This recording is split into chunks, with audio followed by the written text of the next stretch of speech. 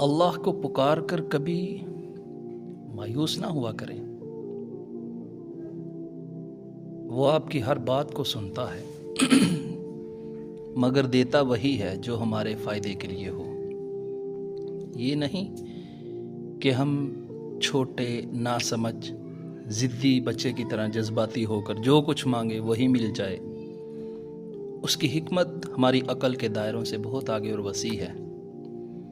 جیسے ایک ماں بچے کی ضد کے باوجود اس کے نقصان والی چیز اسے کبھی نہیں دے سکتی، تو وہ ذات جو ماں سے کئی گنا بڑھ کر محبت کرنے والی ذات ہے، بھلا ہمارا آنے والا وقت کو وہ کیسے اس وقت کا نقصان برداشت کرے۔